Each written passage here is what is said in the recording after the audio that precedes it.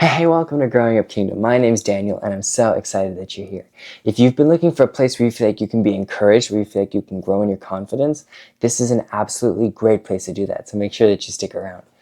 Now, you'll notice this is still not my usual setup, and it's not as nice as the one I had last week either, but I'm still traveling. I thought the last episode was so good that I wanted to follow it up with another, what I would call an unpopular opinion. In this case, it's not something that's like unpopular in the sense that a lot of people disagree with it, but I think it's unpopular in the sense that not a lot of people think about it. But I wanted to go ahead and just break it down. We're gonna have a great conversation here. I'll give you a little bit of a backstory before we get into it. I love music. I absolutely love music. I think music is an incredible form of art, and I think it's beautiful the way music conveys different emotions, different thoughts. I love music. I was voting for my choices for a really popular Christian music award not too long ago. And I was online voting who I think should win what award. And I came across the Worship Song of the Year title. Worship Song of the Year, that's the category. The question is, who's going to win Worship Song of the Year? Honestly, I haven't even seen it yet. I don't know who won it. I know it's out already, but I haven't seen it yet. But I was trying to decide, who do I vote for? And immediately I saw this one song, I was going to pick it. I absolutely love this song, but then I stopped and I paused and I was like, wait a minute, hold on. I thought about the song. I absolutely love the song. Incredible song. It's being, I'm voting for the best worship song of the year. And I was about to pick that one, and I stopped. Because if you think about it, that song, as great of a song as it is, it's not exactly a worship song. Now, I don't know, I didn't vote for it. If most people did vote for it, and it won the award, I would be amazed. Again, I haven't seen the results yet. But it was on there, nominated for Worship Song of the Year. Read the lyrics, you go through it, it's not exactly a worship song. Is it a Christian song? Oh yeah, definitely. Is it a worship song? I don't think so. Now, do I have a problem with the song? Absolutely not. I love the song. That's not my point at all. At that point, though, I realized a lot of people, whether you call yourself a Christian, whether you don't know what you believe, we look at Christian music and think that Christian music is worship music, when that's not always the case. Not all Christian music is worship music. And so I want to break that down. I want to give four solid reasons that not all Christian music is worship music. Now, I absolutely love music. I'm not saying there's anything wrong with it, with those songs. I'm just saying, I just want to make this episode just so we can be wise about what music we're listening to and what music we're labeling as worship. Because absolutely incredible songs out there, absolutely incredible music, from mainstream pop to Christian R&B, Christian hip hop. Absolutely great music out there. I just don't want us to be confused moving forward. I want to make this episode so that you, when you're listening to music, when you come across different songs, so that you don't have to wonder, is this actually a worship song or is it just like a motivational song? So number one, worship is God-centered, not me-centered. We all know what it's like when songs are about us. There's songs to encourage us. There are songs to lift us up. There are songs, and not lift us up like to exalt us somehow, but to make us feel better. There's definitely lots of songs like that. Lots of songs in the Christian music space, lots of songs you hear on Christian radio, lots of songs like that just out there in mainstream pop. Songs that are made to encourage us, to make us feel better. And again, lots of music out there like that in the mainstream space. But sometimes when it gets labeled as Christian music, we might have a tendency to call it worship music, although it isn't always. Matthew 4:10 says, "You shall worship the Lord your God, and him only shall you serve." So true worship is directed vertically and not horizontally. There's lots of songs that go horizontally, from me to you, encouraging you. True worship music is always pointing back to the Lord, glorifying the Lord, praising the Lord. A lot of Christian music is about us. If you think about it, it's not a bad thing. It's really not a bad thing. It's music about our struggles, our journey, our identity, our feelings, but true worship is always about Him. His worth, His holiness, His majesty. That's the point of real worship music. Worship exalts God. It doesn't just encourage us. Now, if it does, hey, that's an added plus. I know it's incredibly encouraging to put on a good worship song and not just like hum the words, but really worship the Lord, sing along, really mean it. And I do think there's something encouraging about that. When I lean into His presence, I think there's something special about that. Even in worship music, I do think it has when I worship the Lord, I do feel myself become encouraged. I feel myself energized. So it's an added plus, yes, but that's not exactly the goal of true worship music. Worship isn't just a vibe, something that feels good. It's a response to God's worth, to who the Lord is, what He means to us. That's what it is. Number 2, worship requires spirit and truth. John 4:24 says, "God is spirit, and those who worship Him must worship in spirit and truth." So it's not just about musical style. There's a lot of people in the worship industry, and yeah, I'll say that. It's definitely an industry. A lot of Christian artists, I might have this in my notes later, I don't remember, but a lot of Christian artists, you look at them, and a lot of them are entertainers. I'm not saying that's a bad thing, but it is an industry, and a lot of these Christian artists are entertainers. That's what they do. That's who they are. They're there to entertain you. They're there to make you have a good time. That's the point of them. Worship isn't about musical style. It's not about a certain sound. I've heard R&B songs that are worshipful. I've heard Christian hip-hop songs with a straight trap sound that are what I would call worship. I don't think it's limited to a musical style, but I do believe there's truth in worship. We worship in spirit and we worship in truth, and I think that's important. A lot of people will listen just to Christian hip-hop and think, oh yeah, I got my worship music on, that's good. That's the sort of worship music that I like. That's great. Like I said, I've heard a few Christian hip-hop songs that I do think count fully as worship. But I would be careful because I do think those are very far and few in between. It's definitely a thing though.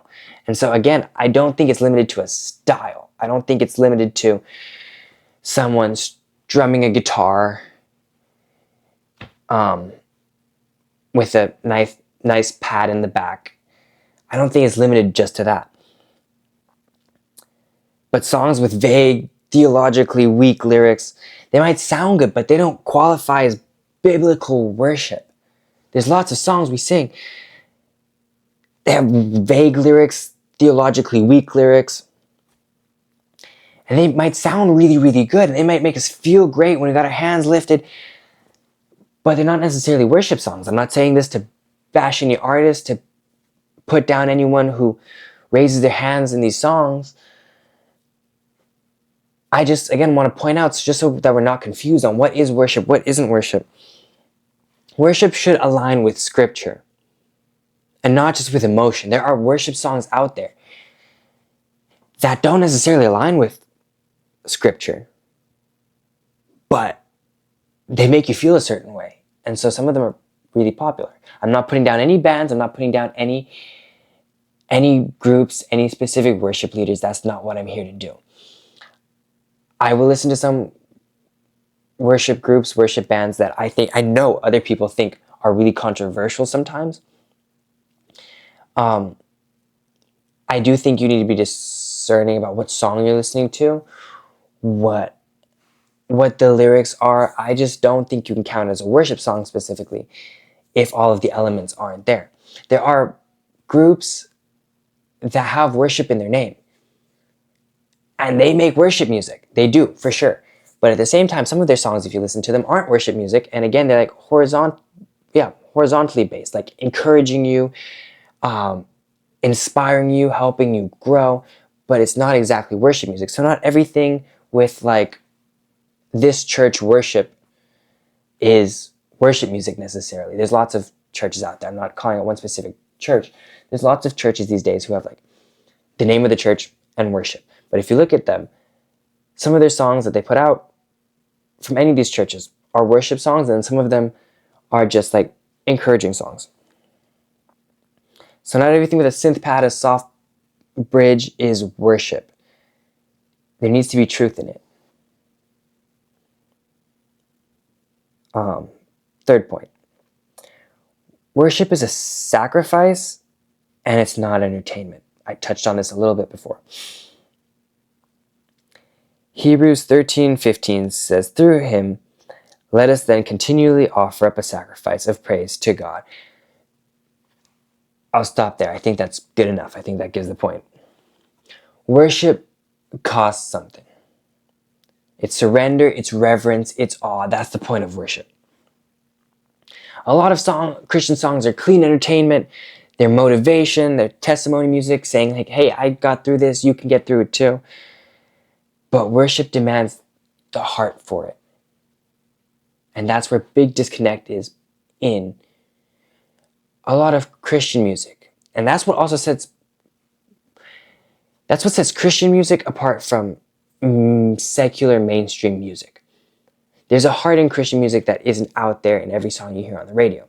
Now, I'm not saying that's right. I'm not saying that's wrong. Again, I think music is art, right? I think someone can sing about a breakup really well, and it can be art. It can be them processing feelings, helping someone else to process their emotions. But there's a heart in Christian music that isn't necessarily there in mainstream music.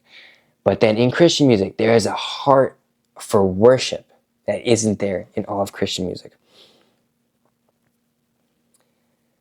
It's not a performance for us. It's an offering to God. And there's lots of music it's encouraging us. It's making us feel better. But it's not necessarily an offering to the Lord. If we're clapping more than we're overcome with an awe for the Lord, then it might be more of a concert than a worship moment. I'm just going to leave that there. Fourth, and I think this is really important, worship is a lifestyle, and it's not just a soundtrack. Worship is a lifestyle, not just a soundtrack. When I listen to worship music, I can listen to a song, and then I can go right back to doing whatever I was doing.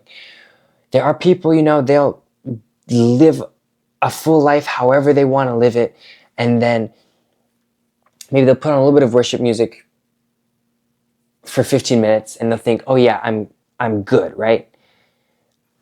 I know I've been guilty of that myself, where I'll just go about my whole day and not give a single thought to the Lord all day.